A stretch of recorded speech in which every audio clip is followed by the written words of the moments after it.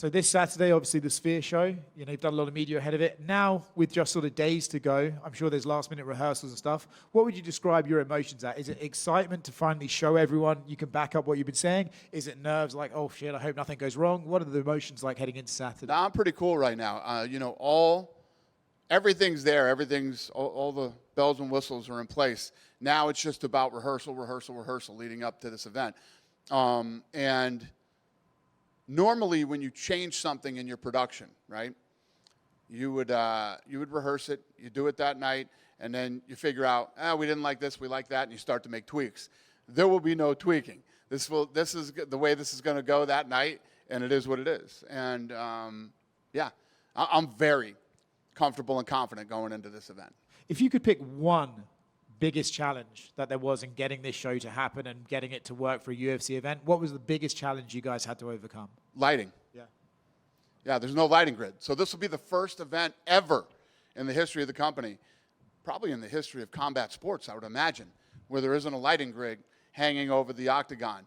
So you have lights, cameras, microphones, different audio, all up in that trussing up there, and that's all gone. So that was the big first challenge. Yeah. Two more quick ones. You know, this is a love letter to Mexico. Just out of curiosity, who is your favorite Mexican fighter in history? Well, you know, I was saying, when you talk about Mexicans and their place in combat sports history, I mean, I was a white kid from America who was a big Julio Cesar Chavez fan, you know, to the point where I had his T-shirts and watched all his fights, and you know, so I would have to say Chavez. Cool. And last one from me, Jorge Masvidal says he wants to come back to the UFC. Just curious if you guys have an interest in bringing Jorge back and if we'll see him fight again. That is interesting. We'll see. I don't know. Yeah. Just one quick one.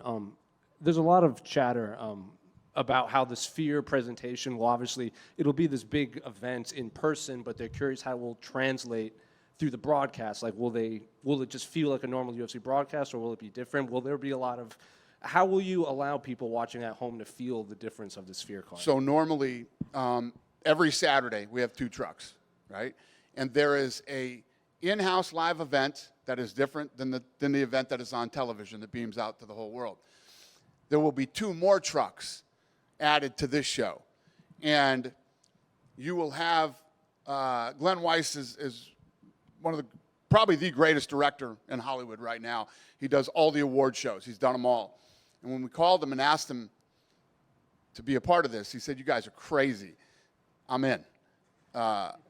He loves the challenge of this thing. So he will be shooting both of those things at the same time to try to give you the feel that you are inside the Sphere, whether you're watching it at home, in a bar, or wherever. And you said there's going to be like movies playing in between fights, like the history of Mexico. Will fans be able to watch this in person even if they're not at the Sphere? Like, will they show it like on TV or like on YouTube? Oh, yeah. No, this is, yeah. Yeah, there's movie, there's chapters. So each chapter starts before the next fight. So there'll be a show open, right? Then the first movie will run, and it will end at the end of the fight. And then we call them worlds. And the fight will live inside this world. And the world will evolve while the fights are going on, but it'll be very subtle. Clouds will move, fires will burn, birds will fly, or whatever the hell's going on in that world at that time, and it will slowly evolve during the fight. There are also going to be Easter eggs in each one of these films. And we're working it out with legal right now. But what I want to do, if somebody can find all the Easter eggs, they'll give you $25,000. And what else was I going to tell you? Are they UFC Easter eggs, or like what kind? What are we? What are we? UFC what? Are the Easter eggs UFC related, or are they like what are we looking for? They are related to the show. Yes, they're related to the show. And I forgot something else I was going to tell you. I forgot what the hell I was going to say. So there's 10 fights. Will there be 10 movies? No. Okay. The prelims will be different. This is during the main card. Yeah. So throughout the night, the show will progress throughout the night.